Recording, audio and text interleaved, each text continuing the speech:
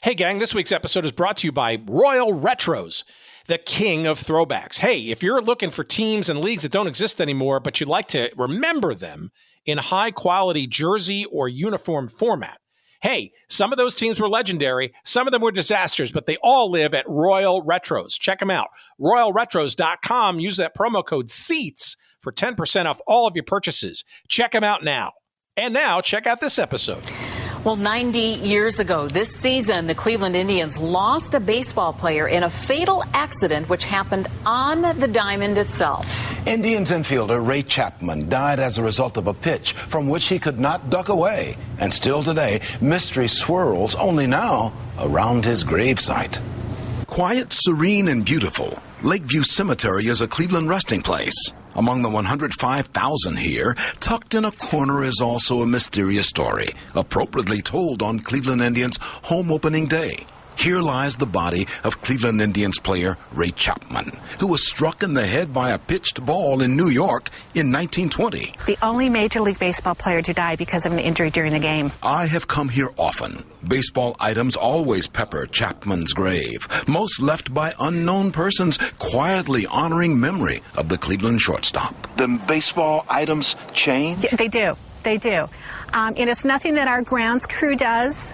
We just really feel that someone leaves something at the monument and comes back and picks it up. When Raymond Chapman died from that baseball pitch, baseball fans donated money to cover funeral costs and to buy this monument. 90 years later, mysteriously, money still appears at Raymond Chapman's monument. Baseball still celebrates the life of Raymond Chapman. The money now helps fund the Lakeview Cemetery Foundation, helping charities. The Cleveland Indians' Ray Chapman gave much to the team, sacrificing himself to squeeze a teammate across the plate. A giving player, in some ways still giving. A story to think about and told on his team's home opening day, 90 years later. The 1920 Cleveland Indians dedicated the rest of the season to the memory of Ray Chapman. That year, the Indians won the American League pennant and went on to win the World Series of 1920.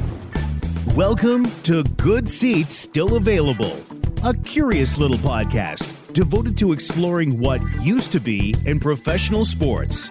Here's your host, Tim Hanlon. Hey there, everybody. It's your pal, Tim Hanlon. It is Good Seats Still Available. It is the curious little podcast that is devoted to what used to be in professional sports. Thank you for finding us. How you doing? I'm fine. Thanks for asking. It is back to Cleveland this week. We love Cleveland. Lots of great sports stories, especially in the realm of things forgotten to emanate out of the great city of Cleveland. And as the clip there that sets up the tone for the conversation this week with our guest, Scott Longert, we're going to be talking about a guy named Ray Chapman. And if you baseball nerds out there may remember that name, sadly, as a trivia probably question / answer. But if you're a Cleveland baseball fan, both of the Guardians or their previous incarnation known as the Indians, you probably by birthright know this story. It's a sad one, but ultimately it's an inspiring one as hope springs eternal each spring with the new baseball season, especially in Cleveland. The story of Ray Chapman is a sad one at its outset. A stellar player who played only for the Cleveland Indians, only one team he played for. Pretty interesting story there. But in 1920, sadly, on August 16th, 1920, Ray Chapman was struck in the head and killed by a pitch thrown by New York Yankees ace Carl Mays at the old Polo Grounds. And Ray Chapman, was the only person to ever die in the midst of a baseball game on the field. And a sad footnote in baseball and American sports history. A memory that continues to live in Cleveland's baseball history. As you heard in that clip there from 2010, WEWS-TV, that's the Scripps station in Cleveland. And I apologize for not knowing the two anchors' names, especially the dulcet-toned male gentleman who did the bulk of that story. If you know the answer to that, by all means, give me an email at hello@goodseatsstillavailable.com, or just retweet or re-blue sky or re-threads us in our social medias this week. the pilgrimage continues each and every year at the gravesite of Ray Chapman in the suburban Cleveland area. And I think it's Lakeview Cemetery. That might actually it's in Cleveland Heights, right? Right. So I think it actually borders East Cleveland and Cleveland. Technically Cleveland, but okay. But a pilgrimage is often made there, especially when the Guardians or the formerly known as Indians do relatively well or make the playoffs or potentially have a shot at winning something of significance. There's this confluence between the memory of Ray Chapman and this franchise that continues to this day. And the fact that that continues to be the case 104 years after this tragic event is saying something. And I think if you're not from Cleveland, you don't sort of fully understand or embrace sort of the importance and or the legacy of this story. And Scott Longert, our guest this week, who has a great new book out called Love and Loss, The Short Life of Ray Chapman, is here to kind of give us a little bit of flavor of this guy named Ray Chapman, his story, his life before, during, and in memory of his playing career. And it's a fascinating tale, and it does a couple of things. Number one, Chapman as an individual, how he stood out, is obviously part of the Cleveland Guardians Hall of Fame. A pretty stellar baseball player, and not amazingly stand out. He's not sort of Hall of Fame stats or anything, but a solid player, a well regarded guy in Cleveland, family man, all that kind of stuff. But also, frankly, it's a story about what baseball was like in 1920 and the early, the beginnings of the 1920s. Some of the events that led to his tragic injury and death, right? To the fact that there were no baseball helmets at the time. This was certainly one incident that helped lead towards the idea of justifying batting helmets. Now that of course didn't sort of become pervasive for at least another 30 years, but it certainly wasn't forgotten. The reality also, though, is that pitchers were masters at doctoring the ball. And we get into a little bit of sort of the conjecture as to whether Carl Mays, the pitcher for the New York Yankees at the old Polo Grounds where this incident occurred, kind of peppered the ball on purpose or, gave him a pitch that was a little too inside, all that kind of stuff. So there's a lot of sort of circumstantial issues that we'll sort of get into. But to understand sort of what baseball was like at that time as well. And it's just a really interesting story, and one that's sort of underreported, frankly, especially given how pronounced the memory of Ray Chapman is and the ongoing pilgrimages that continue to occur at his gravesite. So all of that wrapped up into one very interesting conversation in a moment's time with our guest this week, Scott Longert.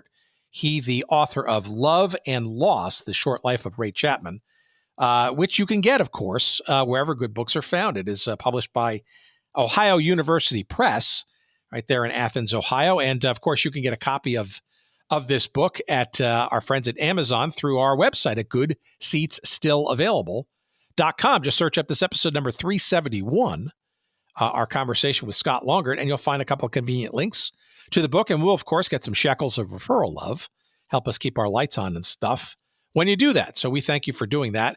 Of course, if you can't do that, or you want to support your local bookstore or some other source of getting the book, by all means, get it. But if you're lazy like me, just go to our website and do it that way. And, you can get a Kindle version or as quickly as humanly possible via Mr. or Ms. UPS delivery, especially if you're a Prime member. So there you go. All right, so let's get to the conversation. I really learned a lot about this story.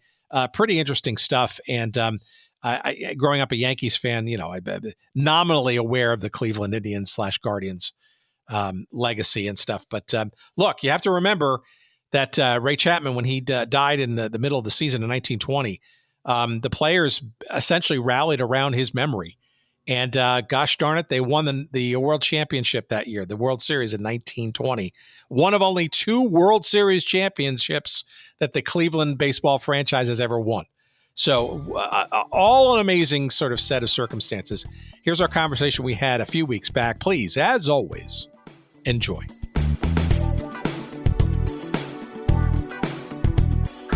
This is a story that I'm peripherally aware of, and I'm not a huge sort of long time, dusty old baseball fan per se, although I have learned quite a bit in this journey. But before we get into this story of this guy, Ray Chapman, how about a little bit of background about you for our audience? Who are you, and sort of where do you come from, and your adjunct, your tangent, your interest in this particular story? Sure. I'm a writer. I've been writing articles and books for about the past 35 years. And my education at college was a history major and an MA in American history post-Civil War. And on top of that, I've always been a huge baseball fan since I'm about 5 or 6 years old. So the two things tied together, my learning about American history and my love of early baseball and everything that happened 120 years ago. That's what got me started. And that's where I still am today, really, just writing about the past and what we've learned from it, or hopefully have learned from it, and using it, a baseball theme to go with it. Now, that's been what I've been trying to tended to do for all these years. Cleveland, is that in your realm of interest too? Are you from that area, or does that have nothing to do with your interest here? No, it does. I'm a native Clevelander. I was born here. I've really lived here all my life, so that's really fueled my interest. I got hooked going to the old Cleveland Stadium way back when in the early 60s, and then moving on to Progressive Field. So I've been in that I guess stuck in time, if you will, for all these years, and that's where my interests are. But being a native Clevelander is really what's behind it all. I really enjoy the local franchise and where it's been and where it's going and where it will be, hopefully, down the road. I don't think I've ever asked this question of anybody, but maybe as a further prelude, give us a sense of what you remember Cleveland Indians games being like at Cleveland Municipal Stadium. A gargantuan thing, at least in pictures. I'm really curious as to what the experience was like, and I suspect you also went to a couple of Browns games in your life too. Sure. What was going to a game like there? It seems cavernous and arguably not very fan friendly, but then again, I'm looking at that backwardly through modern day eyes.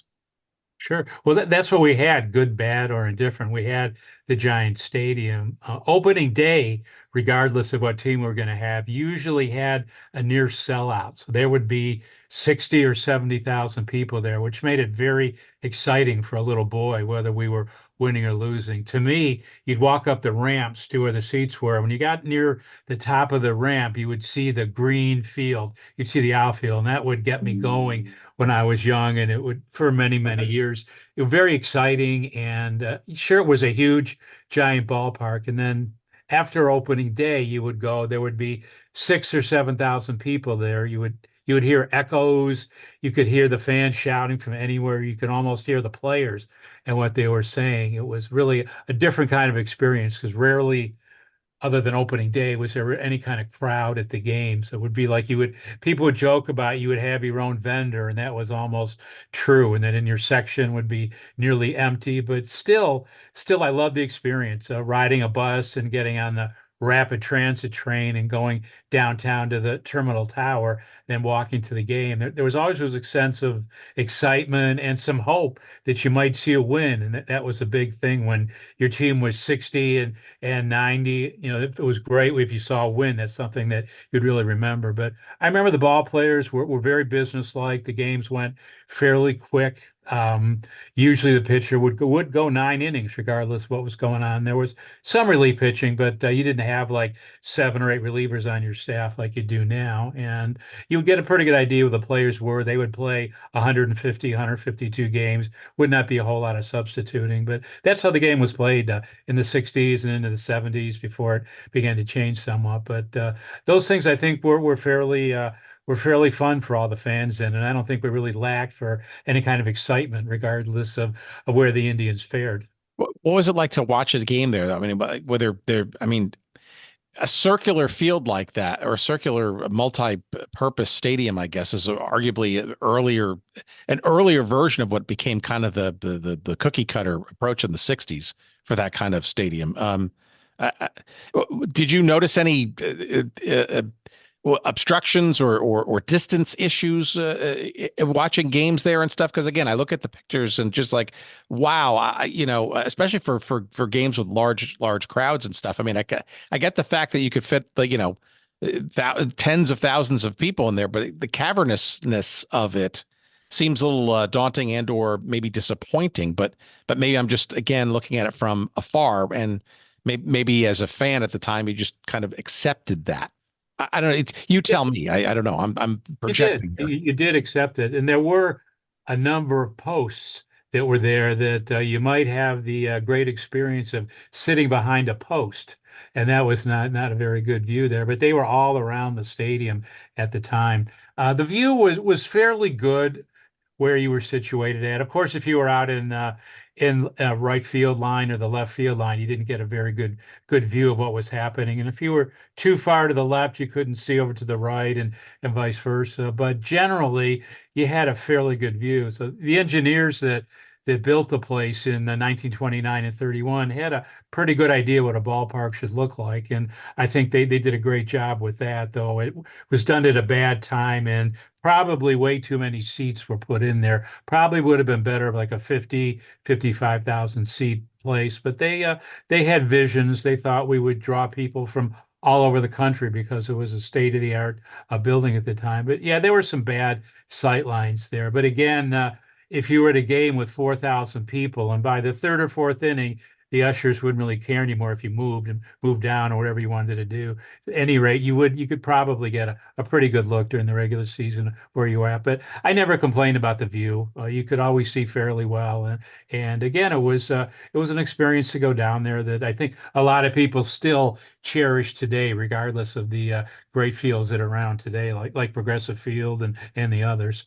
Very interesting. It's a classic. It's a classic venue that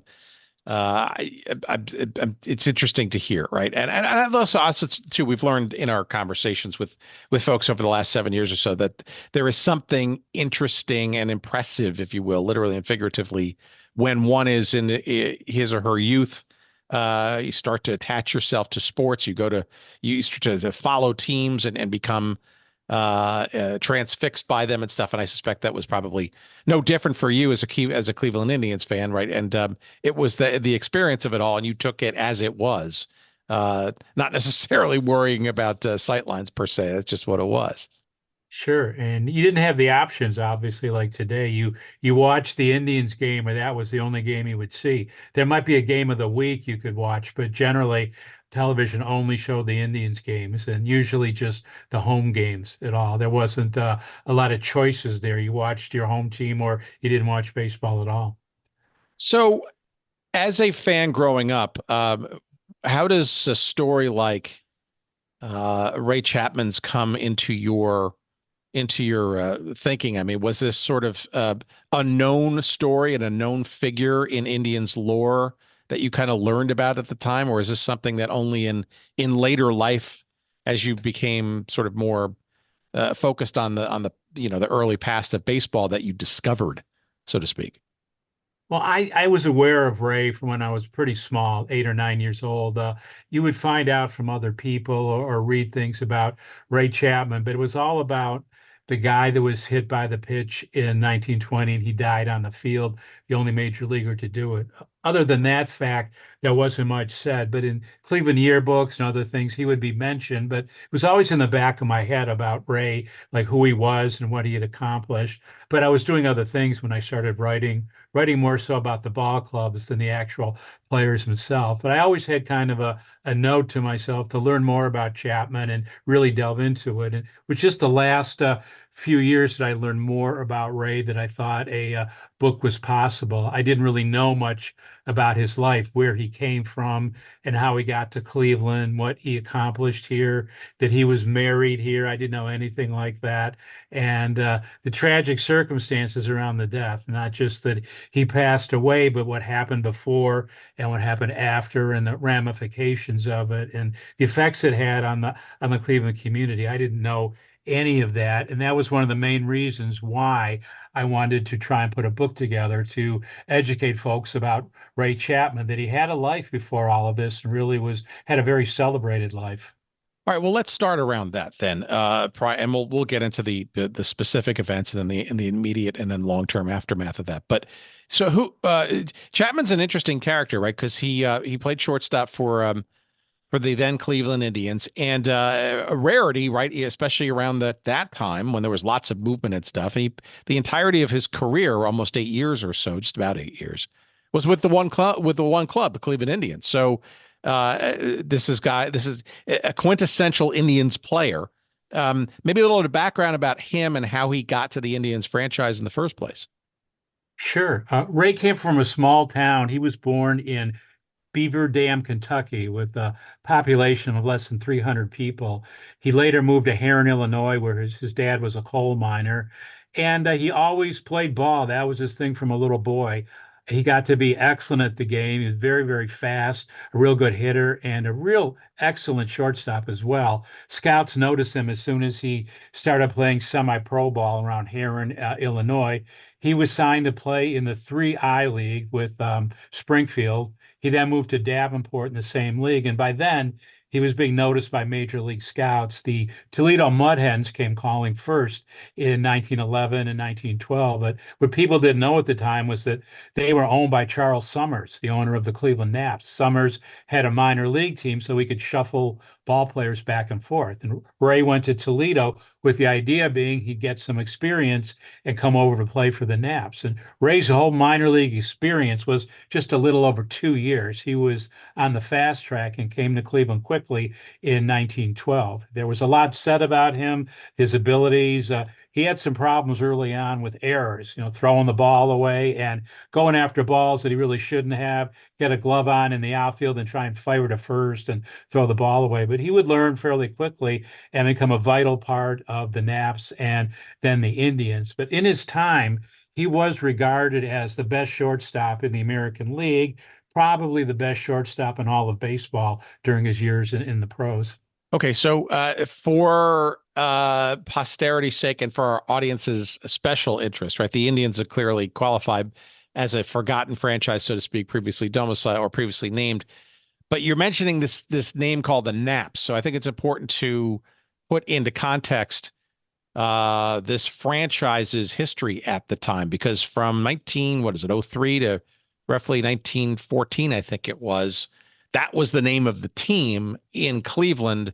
Can you kind of put that all into perspective? And frankly, I think I'm trying to remember when Chapman was a player. Was he there when the name changed to the Indians? I think so. Yeah, he was. In 1902, Napoleon Lajoie came to Cleveland. He was a property of the Philadelphia Athletics, but there was a big court case brought by the Philadelphia Phillies because he jumped from the National League to the American League. The court ruled in favor of the Phillies, but Lajoie only was not allowed to play in Pennsylvania. He could still stay in the American League, but Connie Mack couldn't use him because of this. He would miss all the home games. So he was sent to Cleveland to pay off a debt to Charles Summers. After he was here less than a year, the fans clamored for the nickname to be the Naps in his honor, and everyone agreed with that. And they were the Naps as long as Lajoie was here. He left after the 1914 season, and then the name change to Indians came. Ray came in 1912, so he started as a Nap, and 2 years later, he was then a Cleveland Indian. Interesting. And I think it's also important to footnote this too. We were talking about Cleveland Stadium, but this was even his play, his days, his playing days. Chapman's was during the time for, we've had a couple of previous conversations that have danced around League Park. Maybe a little bit of background about that, because that's and I believe it is the at least the footprint is still well maintained and visitable as an historical landmark and stuff. But League Park was kind of where a lot of the magic was happening for Cleveland baseball at the time in the turn of the century. It did. The park was built in 1891, and it was a show place. It had 9,000 seats and private boxes and a powder room for the ladies. This was quite a stadium that was built. There was a great team there, the Cleveland Spiders, with Cy Young leading the ball club. They won a Temple Cup in 1895, played for the championship the next year. So League Park was really the place to be. But unfortunately, in 1899, the franchise took a nosedive down and we lost the franchise. But 1901, it came back, and we had a new franchise in the brand new American League with Charles Summers again being the owner. In Ray's time, he came to League Park in 1912. They had doubled the size of it. They had built a second deck to make it a 20,000 seat stadium. And that was the only place that Ray would play at home. And today, the playing field is still there. Of course, they've redone the grass a few times with the turf, but the bases, the distances are all still there and part of the grandstand. It's used by high school teams and by college summer league teams and other ball clubs as well. It's in use today, so you could probably say it's the longest used stadium in Major League history. All right, so give me a little bit of more understanding of Chapman as the player. He comes into the Naps organization. He broke into the majors in 1912 with the Naps. He had some very interesting statistical achievements, including, I think, in 1918 he had some. He led the American League in runs scored and walks, and he was also known as a really good sacrifice hitter and or bunter too. Maybe a little bit of background about like his playing style and what he was sort of became known for, and some of the stats. Maybe I'm not the numbers, but what his strengths were as a player. Yeah, Ray was the classic number 2 hitter. The leadoff hitter was Jack Rainey for most of the time. Then it became Charlie Jameson. But if they got on base, it was Ray's job to move him to second for Tris Speaker to come up and then Elmer Smith. Ray was an excellent bunter. He could bunt for a sacrifice or he could bunt for a base hit.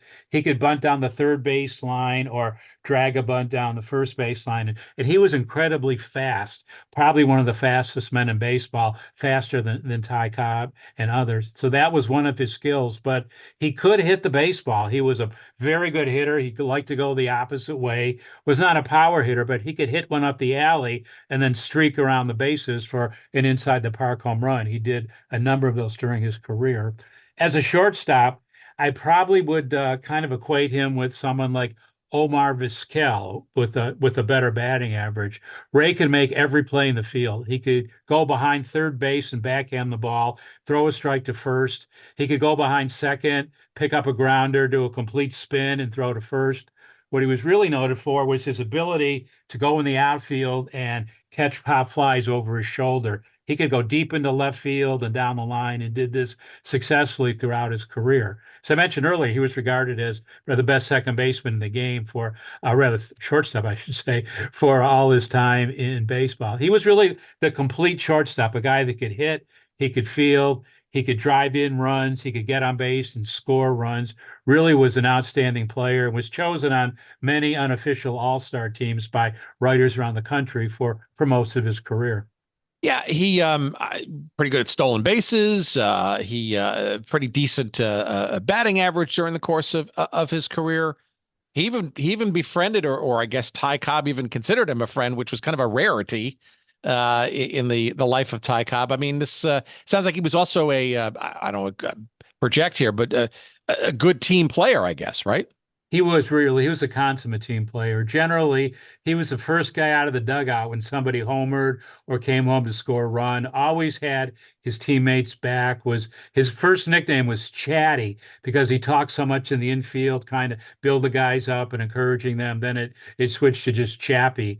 But he was the team guy to the end. He would never say anything bad about his teammates, always saying good things, never taking the credit for stuff that he had done, always saying it was a team effort. That was the kind of guy he was. And he was very outgoing, had a very good personality. He made friends with guys all around the league. He got buddies everywhere. Even Al Jolson, the great vaudeville performer, was a good friend of Ray's and stayed friends for a number of years. So he was somebody that he left an impression wherever he went. And in Cleveland, when he was dating his wife, his future wife, Katie, everybody wanted a double date with Ray and Katie, or everyone wanted to be close to them and to know them because they were becoming the number one couple, I believe, in Cleveland and had great things ahead of them, but that never happened. But overall, I think Ray was, I believe, some people disagree with me. I believe he was on his way to a Hall of Fame career. He was now a 300 hitter. He was in his prime. He was on pace in 1920 to score about 130, 135 runs. He really was at the peak of his performance. I think that would have showed over in 21, 22, 23, and so on. But he never got the chance to accomplish what he needed to do. Was he? I've got to think he was had to be considered a local sort of celebrity / hero. And I'm wondering, did that further or also extend to baseball generally or semi-nationally? I guess baseball wasn't really a national sport per se, like we know it today. Was his fame known kind of beyond the boundaries of the Cleveland metro area too? From what I could see, yes. When they went to the other major league cities, you could usually find an article about Chappie. Even the reporters from Boston, New York, Chicago, whatever, they all called him Chappie, like he was a friend of theirs. He was a good man with newspaper men. He always would sit down for an interview, no matter what happened during the game. He'd never argue with something they said. That made him popular just with the reporting community. But all around, I think that he was a favorite. People came to the ballpark and brought their sons, and they would point out Ray and say, "That's who I'd like you to be when you grow up." He was the kind of guy that everybody related to. He was really something you'd call an All-American. He was somebody that was a good man. He enlisted during World War I. He did everything he needed to do. He bought a number of war bonds, which he held to his death. They were in his estate after he had passed away. Generally was somebody who was well-liked wherever he went and very, very popular around the league, not just Cleveland, but all around the East Coast and Midwest where the American League was.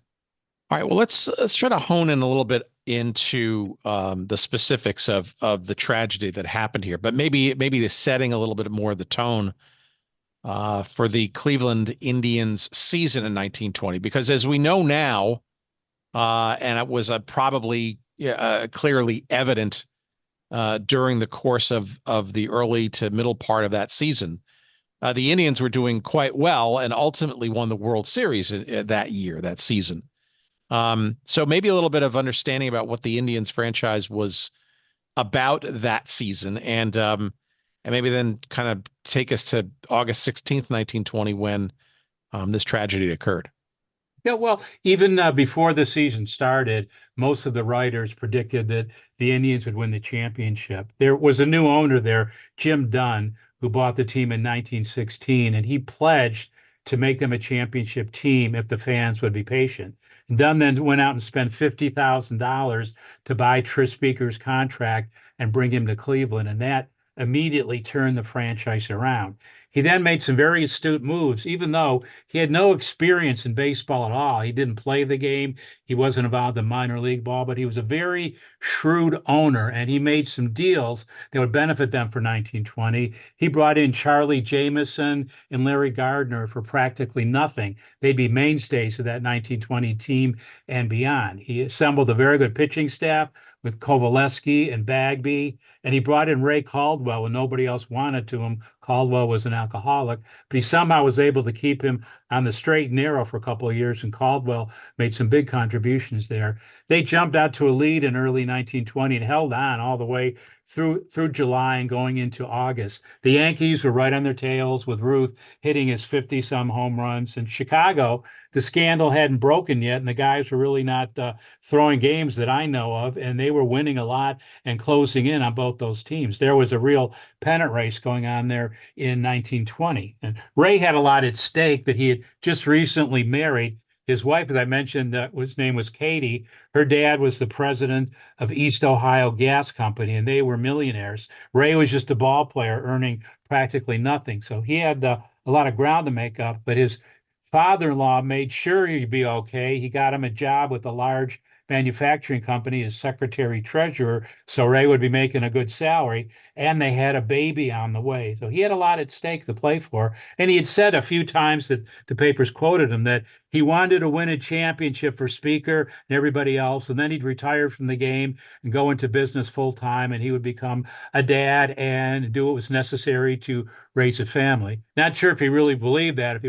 I can't believe he would have given up the game at the height of his career, but he had a lot riding on everything. He desperately wanted to win a pennant, and they were so close as they got into August. They had a series in town with the Yankees. It didn't go so well, but they still had a lead, and they were going to New York on August 15 for 3 more games, and that was going to be a fairly decisive series. The day before they left, Ray and Katie went to see their new house that was being built by his father-in-law and mother-in-law, a beautiful home a couple miles from where the Daly family lived. So they had that going for them there. They were going to move in about 5 or 6 weeks. Then they went to the train station. Katie dropped Ray off, and they waved to each other, and he probably yelled to her, "I'll see you in about 10 days." And she smiled and drove heading towards home. And then a day later, he would be gone. The game would happen in New York. He would be hit in the head by the pitch. He would fracture his skull, and he would die the following morning. That was the scenario at the time. Fortunately, the team rallied. They had a very bad about 7 or 8 days, losing about 5 out of 6 ball games. Looked like they were going to tank the season, but one of the guys came forward and said, Ray wouldn't stand for this. If he saw us playing like this, he'd come in here and he'd be screaming at us to play good baseball, go on and win, and said, "Let's win it for Ray." And they all talked about it. Yeah, let's go ahead and win a championship for Ray. They rallied, and they came through, and they won the pennant, went on to win the World Series as well. So you could say that Chappie had a hand in them winning the World Series as well.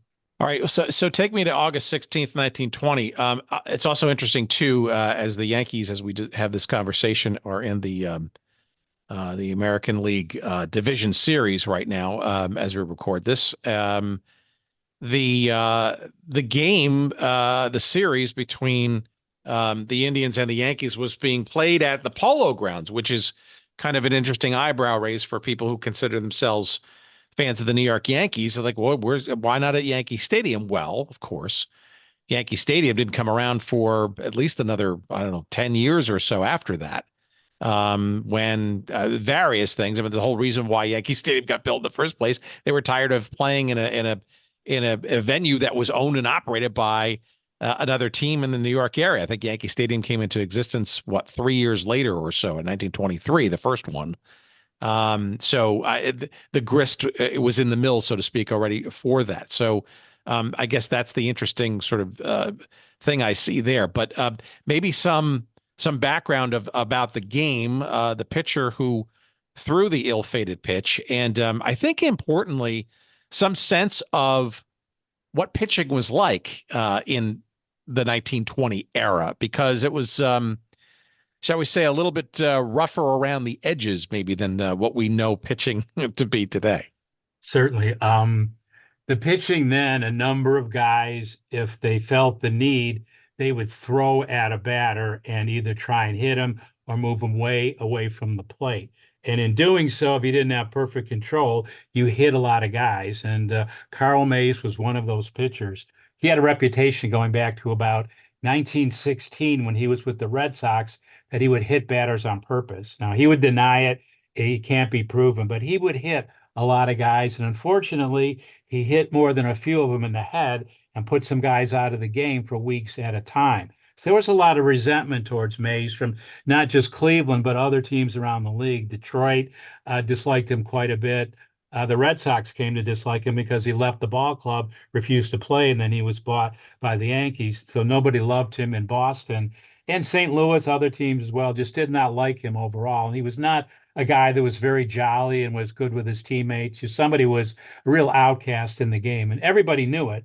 At that game on August 16, it was a little bit overcast from what I could read. It was drizzling. There weren't any clouds in the sky. Visibility wasn't great. And in 1920, the umpires would not throw a ball out of a game unless it was absolutely unplayable. So the ball could be wet. It could have grass stains on it. It could have a little scuff or cut on it. They would keep it in play. Supposedly, Carl Mays came to the umpire after the 4th inning and asked for a new ball. The umpire said no. So Mays was throwing this baseball that really should not have been in play. When Chapman came up in the top of the 5th inning, later Wally Pipp was playing first base. He was the guy that lost the job to someone named Lou Gehrig, but at the time, Pipp was a pretty good first baseman. He remembered that in the 3rd inning, Mays struck out Chapman with a slow curveball on the outside corner. He believed when Ray came to bat in the 5th, he was looking for that slow curve, so he was leaning in just a bit. Mays obviously crossed him up and threw a hard inside fastball. Apparently, Ray never saw it and never moved, and the ball then hit him in the left temple, and that would fracture his skull. There's a lot of talk, even to this day, people will argue about, was it an intentional pitch? Did he try and hit Ray in the head? Probably not, but the pitch was a little bit inside and probably not at the time and the circumstances the right pitch to be throwing. But Mays took a lot of heat for it. For the rest of his life, he tried and defend himself that he did nothing wrong. But it happened on the field, and the ball players were pretty resentful of what had happened at the time. Some guys, to their dying day, believe Mays did it on purpose. Joe Wood, who was now playing outfield for Cleveland and became a close friend of Ray's, always maintained that he heard Mays say before the game he was going to get Chapman, and nobody can prove that. It's hard to know. Jack Graney always believed, that was Ray's roommate and his best friend, with her speaker, always believed that the pitch was intentional, and that's what Mays tried to do to get Chappie out of the game.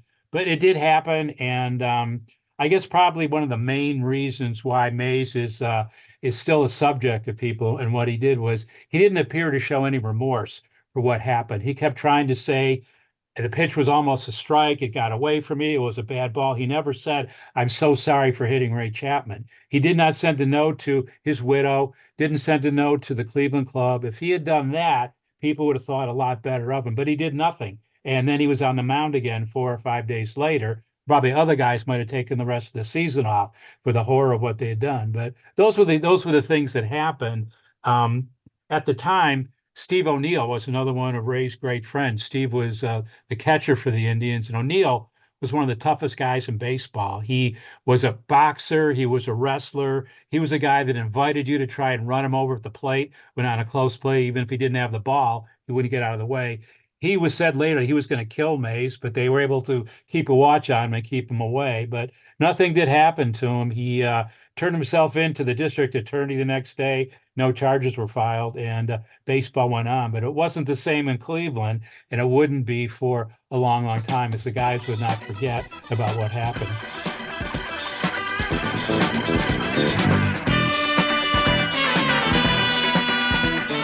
All right, what's this? Royal Retros. All right, longtime fans of this show may remember a little site that we used to promote the heck out of called 503 Sports. Well, not only are they still around, they are now known as Royal Retros. RoyalRetros.com, the king of throwbacks.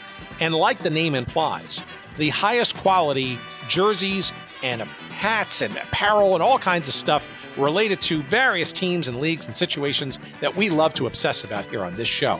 And I'm talking about getting jerseys with your name and number on the back of them, customized to your liking for the WHA or old NHL hockey teams that may not exist anymore.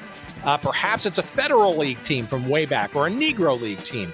Maybe you're just enamored with the various football leagues of the past, like the Arena League or the All-American Football Conference or the original UFL, United Football League. Yes, you can get all of those teams in all kinds of colors, away jerseys, home jerseys. You want to put your name on them. You want to make sure you got the official patch on the side. All of those things and more at RoyalRetros.com. And I'm not kidding, friends. You go there, you want to find that Cleveland Barons jersey to wear and show. Hey, you're maybe a Colorado Avalanche fan and you want to represent the Quebec Nordiques from where they came in the arena to show your heritage and your love and knowledge of the history of that franchise. You can do that and more. And I'm talking across football and basketball and baseball and hockey and you name it. All kinds of great stuff for you to find and buy and purchase and wear proudly from Royal Retros. That's RoyalRetros.com. And of course, we have a promo code for you. We want to save you money from all these great things. And here's that code. It's SEATS, SEATS, promo code SEATS for all of your purchases at RoyalRetros.com. shortstops.com. Check them out. You'll be glad you did. We love them. And our friend Destin Alameda there out in Portland, Oregon, we appreciate his and their sponsorship of this show. And now, back to our conversation.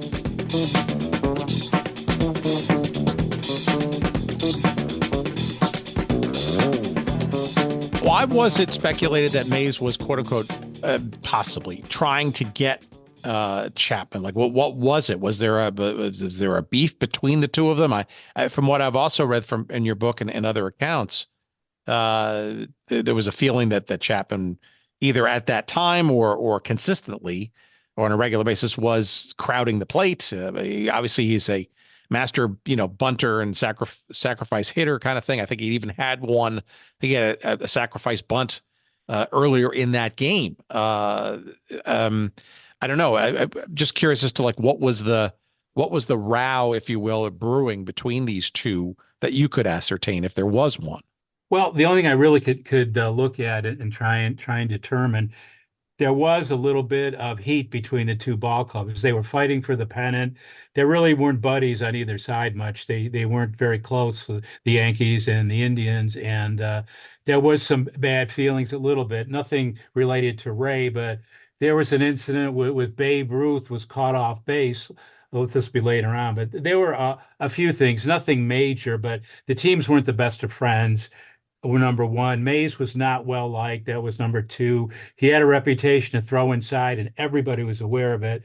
Number four, he hit Speaker in the head a couple of years prior to that. Speaker, though, was able to move in a glance off the top of his head. But as he was jogging to first base, he pointed to Mays and yelled, "I know what you do. I know what you are." Mays was saying, no, it was an accident. So they had that going for them, all those things in play. And when he hit Ray, I think it came to everyone's thoughts. We knew it. We knew this was going to happen. We knew this could be, and it did. Why he had it out for Ray that Wood thought he did, I don't know. There was nothing between the two of them. I don't know of anything that ever was recorded between the two of them. Ray never bunted and spiked Mays when he was going down the first baseline or anything like that, however. But, Wood insisted with no evidence. He would not say why or how he thought of that. There is a little thing I discovered that Wood and Mays had a lot of animosity going way back to their days with the Red Sox. So that might have come into play. That Wood really wanted to pour it on at the time. I don't know, but it's hard to say. I wish I had a great answer for that. Why you would think that Mays to intentionally add him, but he did other guys and don't know the reasons. He threw at a rookie in Philadelphia and hit him in the head and ended his baseball career. He hit Cobb, and Cobb and him nearly had a fight. He hit George Sisler, who was one of the nicest guys in the game. Sisler went after him. It's the only time in his career he went after another pitcher. So you put all these things in play about how guys felt. It just tensions there and anger, and probably was as soon as it happened. Some people said, I knew it. I knew he would do it. I knew this would happen. And Chapman was the guy he picked out. And you might even think, far-fetched reason, Chapman was probably the MVP on the team, even though Tris Speaker had bigger numbers, had a better batting average and other things. But I suspect Ray was the MVP. And if you put him out of a game for a week or two, you really increase your chances to beat Cleveland. Some interesting side notes to all of this. Some of them interesting, some of them, frankly, macabre, right? So interesting category. Mays was, I think this was going to be, if he had won that day, his 100th career win. Perhaps he knew that. Maybe he was really extra juiced, if you will, to win, that kind of stuff. I'm also just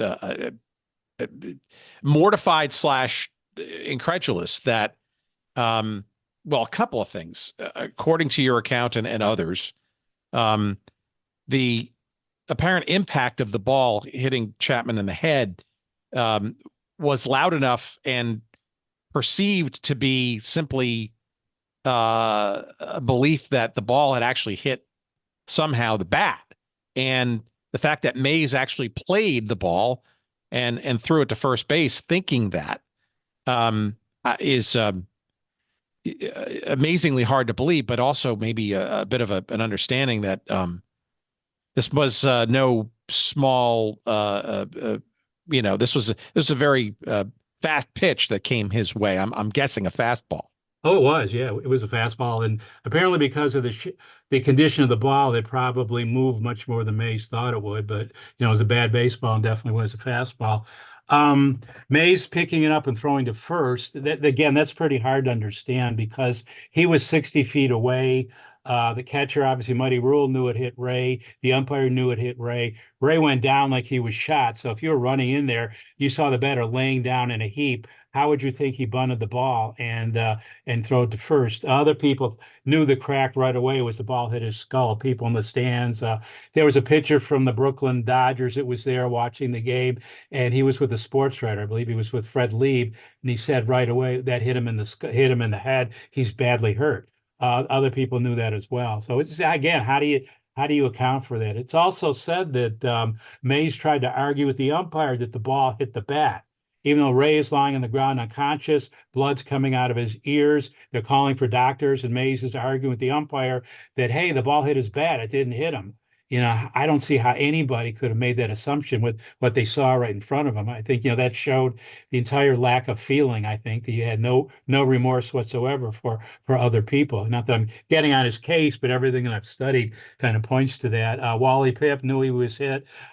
So there's all that people knew on the ball players by that sound it wasn't a baseball. And even though the ball did roll out there, I mean, Wally Pipp caught the throw, but he came running in because he knew what had happened. And apparently he pushed Mays away from the umpire to get him away from everything because all the pandemonium was happening. The Indians players were rushing on the field. People in the stands realized what had happened, and everyone was horrified by it within a second or two. The idea of picking up the ball and thinking it was a bunt when you're a pitcher with many years experience, I think you would know the difference between the sound of a bat, the sound of a ball breaking bones. So that's my opinion. I just think that I just don't I can't account for his actions then. Or I think another pitcher would have rushed home and just went right to his side. And, oh my God, what did I do? Other pitchers have reacted that way when they've hit somebody and injured them. They were horrified by it from the get-go, from immediately. And his actions are different, which makes it just very, very strange. How does the game even continue? And then, frankly, how does Mays even stay in the game?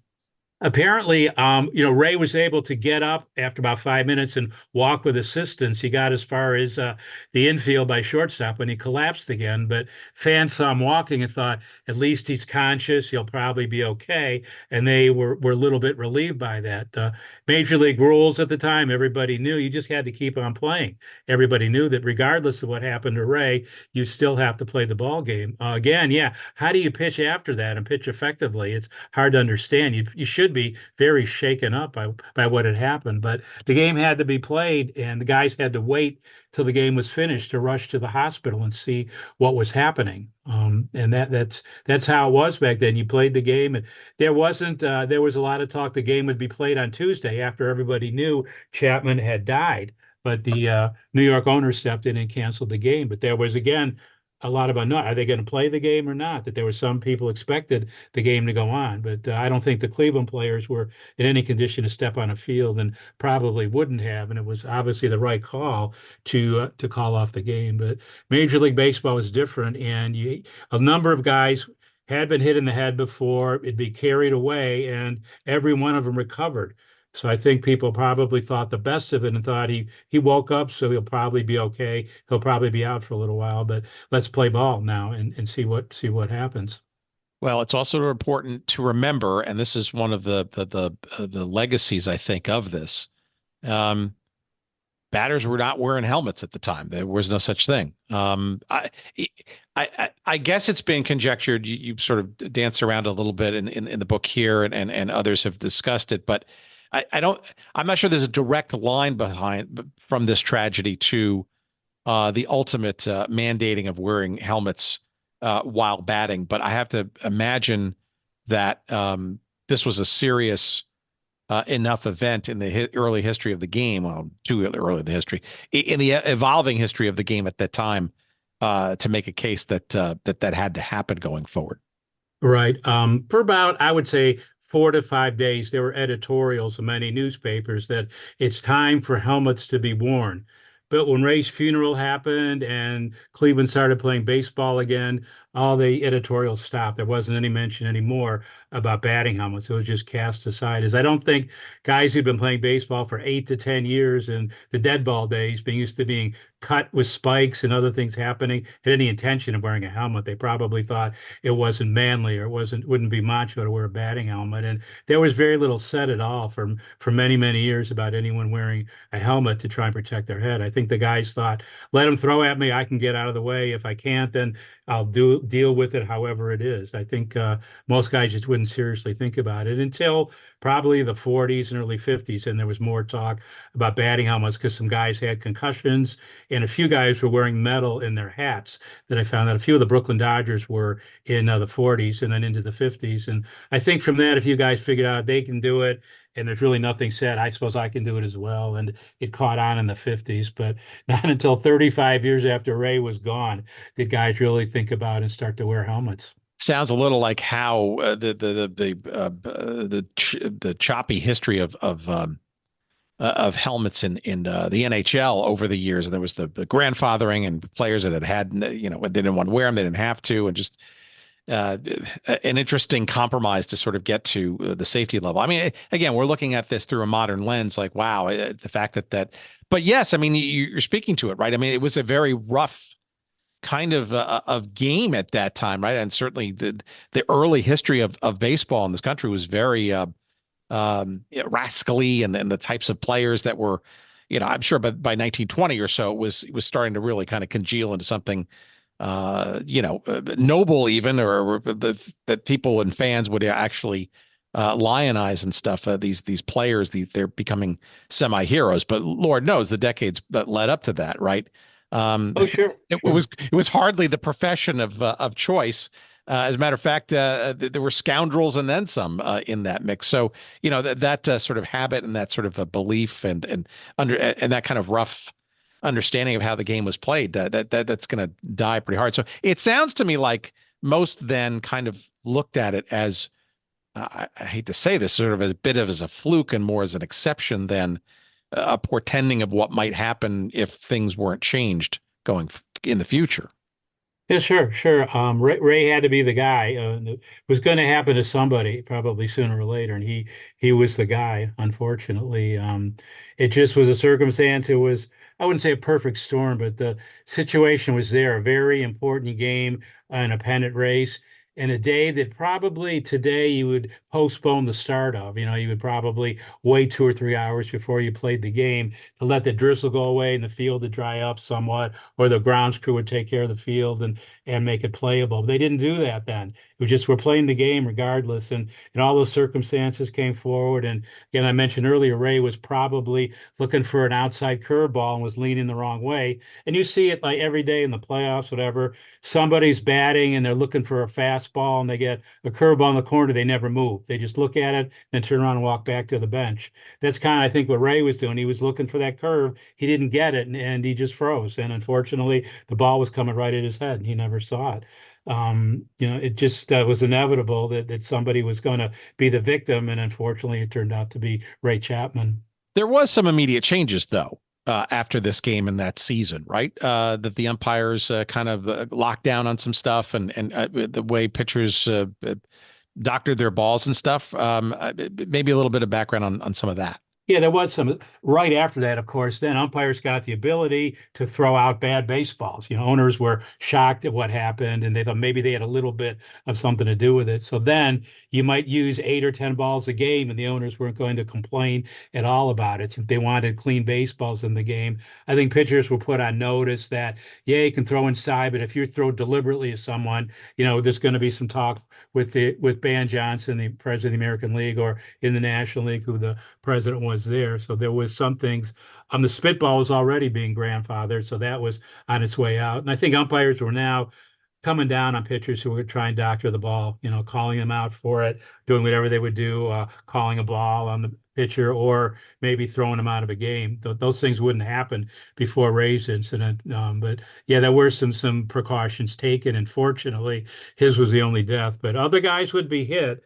Years later, Mickey Cochran of the Tigers would get hit in the exact same place, and it would be touch and go for him for several days. He would be in a hospital for a long, long time, and he never played pro ball again after that because of the severity of the injury. So even with all the precautions taken, some 18 years later, it nearly happened again with somebody, not to mention the more minor injuries that happened. I wouldn't call it concussion minor, but those would occur every now and then. But precautions were taken, but really not enough. It's just pure luck, I think, that somebody else wasn't killed by a pitch ball. You think of the guys that could throw so hard, like the Walter Johnsons, Mays could throw pretty hard. Joe Wood, when his arm was okay, could throw incredibly fast. Feller could throw fast. Lefty Grove.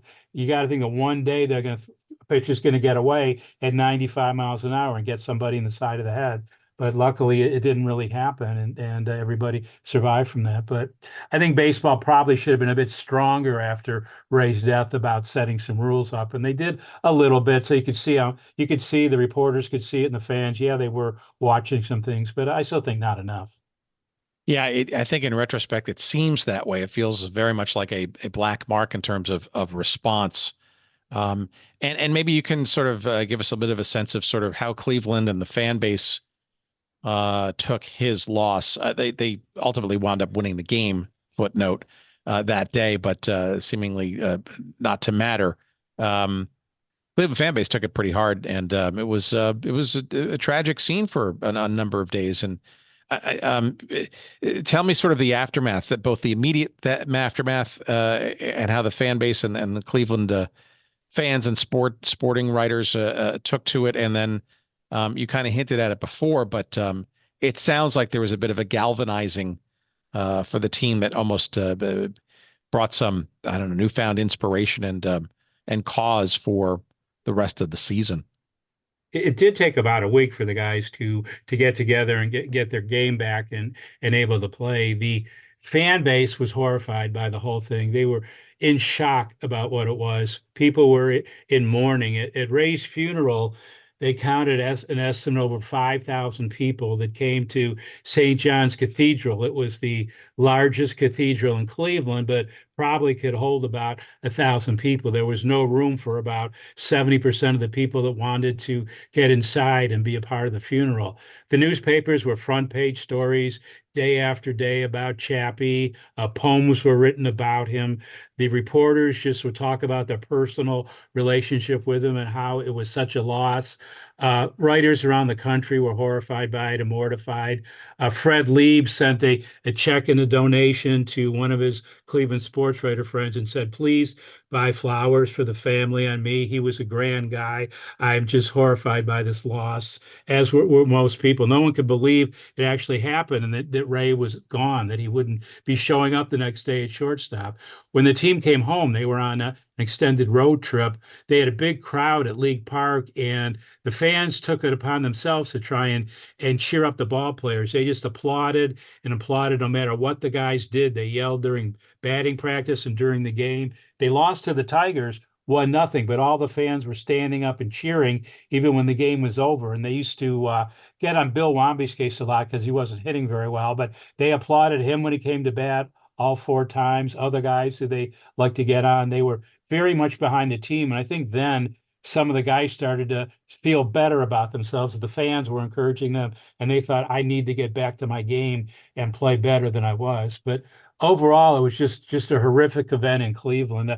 The funeral was just something that hadn't been seen probably in many, many years in Cleveland or anywhere else. The service itself inside the chapel was just really people crying right and left. His widow, of course, was there, and she was leaning on her dad's arm. She was barely walking. He was helping along the way. She was just stunned with grief, as were his parents. His mom was said when she went back home to Heron after the funeral, she took to bed for almost 3 months. She couldn't get out of bed, and she sent her daughter away, who was Ray's younger sister, to live with some relatives because she couldn't take care of her daughter. And it was said she never recovered the rest of her life. Her life. She did get up and around, but said she was never the same person after that. And I think that affected others as well. Jack Graney was just sickened by the whole thing. His best friend, Speaker, apparently, what some say, had a nervous breakdown. Speaker was not at the funeral, which was something still hard to understand. No matter how bad, no matter what was happening, how could you not be there at the funeral? So that raises a lot of questions there. Graney wasn't there either, his other best friend. So people really always, how this affected these guys. They were that shaken that they couldn't attend the funeral of their best pal. That was something else that happened at the time. But Steve O'Neill was there, and he was one of the carried the casket, one of the pallbearers, as was Joe Wood, and they did as best they could. There were 1,700 pink roses donated. They called it Flowers for a Friend, and for a dime, you could go to a bank and buy a flower. And they wound up with 1,700 that they put on the casket and inside the church and at Ray's burial place at Lakeview Cemetery. It was unheard of for things like that. And there was so much money raised, they were able to build the memorial they have for Ray, which is at Progressive Field now, which was at League Park and then over at the Municipal Stadium and then transferred to the new stadium now. It was really had no precedent in baseball, I think, or in most people's lives, the sadness of it in that he was gone with such a bright future, a baby on the way, a new bride, and an unlimited future, that it just was cut down that quick, and it affected a lot of people deeply. And you're hinting at it with the plaque and stuff. How has his memory been maintained besides this plaque that it's now in the Heritage Park section of Progressive Field? I know he's in the Cleveland Guardians Hall of Fame, which I'm assuming was a transposition from what the Indians had done prior. Legacy, any of that kind of stuff. And frankly, was his number? I don't know any of that kind of stuff. Like, and does he? How would you say the current fan base maybe knows him? Has the team done him right, so to speak, as the years have gone on? The name has changed and all that, and all that kind of stuff. It seems like the existence of this book and arguably the Pitch That Killed book by Mike Sowell a number of years ago. It almost feels like there's a reminder that's still necessary. I think so. I think, yeah, that we shouldn't forget about what happened. Usually here in Cleveland around August, the time of Ray's death, somebody at one of the sports writers will pick up on it and will write some kind of a story about Ray, some kind of retrospective. It'll be noted, I think, in newspapers, this was the day that Ray Chapman was killed. I think even a few television stations might have a brief story about him. I think the Cleveland Guardians organization has been very receptive and done what they could. They were very gracious to me, I will say, but I think it was for Ray's sake that I was on one of the Guardians pregame shows and Guardians Weekly talking all about Ray Chapman and the book. And I think that got some people thinking, to go out and buy the book and do other things. I had a brief mention on one of the Guardians telecasts from one of the announcers talking about Ray Chapman. I think that the book in that sense has helped rekindle people's memories of what they had known about Ray, what they didn't know and want to learn. I think that's been helpful. I think the ball club there, by doing that, I think has gotten people very interested in Ray's life. And the paper here as well did a nice story on the book and about Ray. I think now Ray is a lot better known than he was in previous times. So that may fade as things do, but I think the ball club has been good about it and done what they could. They when they had the memorial piece had been buried in one of their storerooms for a number of years, and it was discovered in 2007. They went ahead and got it refurbished and made it pristine, and then installed it in the outfield there with a lot of fanfare and a lot of notice about that, and electing him to the Hall of Fame. It had been dormant for, I guess probably almost 20 years. There'd been nobody elected, nothing said, but they went ahead and started it up again as the new Indians Hall of Fame. And Ray was in that first class to go in. I mean, there was no doubt that he was going in, along with others like Addie Joss and people like that. But I think from time to time the club has reached out to do things about Chapman, and they've been good about that and his legacy, I think, and hopefully they'll continue to do that in the future. Well, what happened to that plaque? I'm sorry, you lost me. There was a couple of years there it was missing or was gone Oh, for a long time. Long okay, time. so wait a minute. So give me the history of this plaque. Like, Yeah. I'm assuming The this plaque was, you go ahead. yeah, the plaque was installed right after the 1920 season at League Park. So whenever you went by the ticket window and into the concourse of League Park, it was there, and it had lights to illuminate it. So it was there until the team left in 1946 to go and play permanently at Municipal Stadium. The plaque was taken with other things from the office as well. It was put up by the outside ticket office. I believe it was gate A was the main ticket office, and it was there for all the time at Municipal Stadium. But it was packed up in probably, I want to say, 1993, and then by accident, I guess, put in storage at Progressive Field in the room where they have all the extra giveaway jerseys and things and all that kind of memorabilia. And it was lost and forgotten about. But in 2007, one of the groundskeeping crew was in that room looking for something. He happened to open up a dusty box, and there it was. And he immediately called up Bob DiBiasio, the Indians VP, and told him, "You got to get down here and see this." And he came down there, and he was stunned by there it was. So immediately it was brought to the front office. They spent the money to refurbish it, and there was a ceremony, I believe, to put it back up near the Indians and Guardians Hall of Fame out there in center field. And so people, I think, like to go out to the Hall of Fame. They will walk by Chappie's plaque and read it and learn something what he was about. But it was lost for probably about 14 or 15 years. People thought in the move it had somehow been thrown away and gave up. But luckily it wasn't. And it's there for as long as Progressive Field will be there. Wow. And great. I mean, I can't believe that though. Okay. So here's the last question and I'll let you promote. Where do you come down on Carl Mays's legacy in this particular story and in general? This is a guy that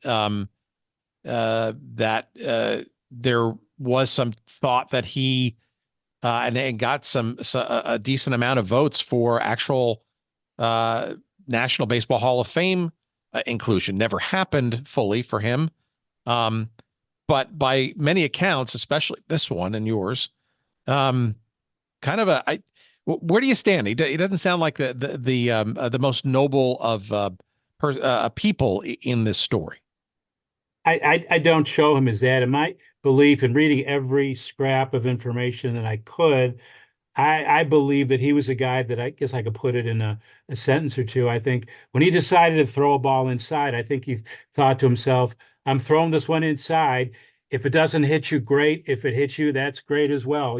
Whatever happens, happens." I don't think there was ever a thought in his head that I don't want to hurt somebody. Where I think a lot of pitchers have that in the back of their head. I'm going to throw a little inside, but I don't want to hurt anybody. I'm going to try and keep it away or keep it a few inches away if I can.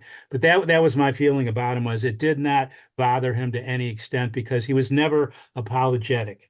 I think he really needed to be apologetic at the time, and he would have been mostly forgiven. Though over the years, a lot of people did forgive and to say that it was just a terrible accident and nothing more. But there's always the other corner that doesn't believe that. And all the participants are long gone. We can't interview them to find out what they think. But personally, everything I saw, I think he was someone that would throw the ball inside, and if he hit you, it did not bother him to any extent. And if he hurt you, it did not bother him as well, because he did hurt a number of people, and people came after him in their fights on the field. It didn't seem to affect him at all that guys have serious feelings about what I'm doing. Maybe I should tone it down a little bit, but he didn't do that.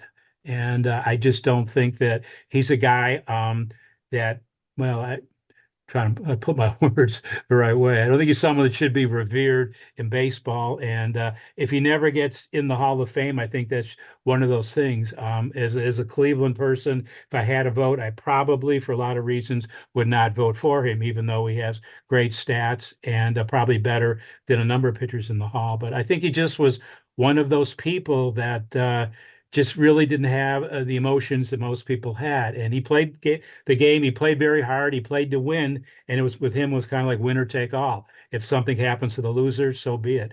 And I think that's what kind of put him in the bad light, and will probably stay there for eternity, at least for a lot of people. So again, I want to say that a number of people forgave him and just said it was just a bad accident and never held him responsible. There were a number of people that went that way, and this is one that I can never understand at all, but it's true. In the 1950s, the Indians signed Carl Mays to be a scout for them.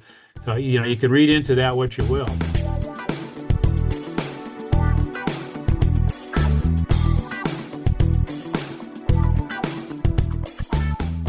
Man, I find it really interesting that 104 plus years later, the memory of Ray Chapman still continues to live on, and the gravesite pilgrimages and the eternal hope of that Cleveland baseball franchise all wrapped up in those memories. What a wonderful and inspiring and very interesting story. Thank you, Scott, for bringing that to us. And of course, you all should run out and get this book. It is called Love and Loss, The Short Life of Ray Chapman. It is published by Ohio University Press, and of course, you can get it wherever good books are found. Go to your local bookseller. But if you would like to support the show by buying it, you can do that by going to our website at goodseatsstillavailable.com. All you got to do is search up this episode numbered 371 with Scott Longert, and you'll find a couple of convenient links to our friends at Amazon, where you can get the hardcover version, the paperback version, or the Kindle version as fast as humanly possible. If you're a Prime member, probably even faster than that. We appreciate that, of course. And if you want to check out where Scott will be signing copies of his book, and happy to meet and greet with you, tell him that you heard about the book and you heard his conversation with me on this little podcast and stuff. Maybe he'll inscribe something a little extra special for you there, and take a picture, why don't you, and send it to me. Let me know that that was the reason you guys got together. Scott will be in the Cleveland area on November 29th. He'll be at the Baseball Heritage Museum there in Cleveland, someplace I'd like to go to at some point. On November 30th, he'll be at the Barnes & Noble in Mentor, Ohio. Mentor, isn't that wasn't that Shazam's guy, Mentor? Yeah. I'm sure that has nothing to do with Mentor, Ohio, but that's where he'll be, the Barnes & Noble there on November 30th. And on December 17th, he'll be at the Westlake Porter Library. I believe it's 7 p.m. And all of Scott's upcoming signings and author appearances can be found at his website at scottlongert.com. That's Scott, S-C-O-T-T, Longert, L-O-N-G-E-R-T, scottlongert.com. While you're on the web search angle there, whatever you're doing online, make sure you go to our website at goodseatsstillavailable.com, aforementioned, of course. And that's where we post all of our episodes. Now, if you're not, for whatever reason, subscribing or following us on your podcast feed app thing, whatever that you get and ingest your podcast with, well, you should do that first. But if you ever forget somehow, or you've got somebody in your life who likes to listen to these types of shows that we put out for you and just can't grasp the idea of getting a podcast, well, just send them to the website. We can post all of our episodes there. You can stream them there. You can download them. You can do whatever you want with them. This side of being legal, of course. And you can also search around and see if there's any topics that we might have discussed in the past that you might be interested in. It's all there for you. As well as check out our merch section. A lot of great merchants there. Really great forgotten sports memorabilia and shirts and caps and jerseys and logoed stuff, and it's all kinds of great stuff there. That's in the merch section of our website at goodseatsstillavailable.com. On the socials, we are all over the place now. We are taking full advantage of the Blue Sky experience, so check us out at Blue Sky. We're at goodseatsstillavailable.com there. We are on the threads at Good Seats Still Available. You'll find us fleetingly. We're maybe kind of toning it down on the X Twitter thing at Good Seats Still. We're also on Instagram and Facebook and on YouTube. You'll find us there as well, where you can stream all the episodes as well there, too. Email, of course, is hello at goodseatsstillavailable.com. Feel free to drop us a note and say hi. And we say hi and wave vigorously in the general direction of the great Jerry Payne, he of Payne Audio Excellence. And, of course, as always, we cannot do this show without him. Or, by the way, you are great listeners out there who keep us going. And thank you for doing so. Until next week, we wish you the best. Take care of yourselves, all right? See ya.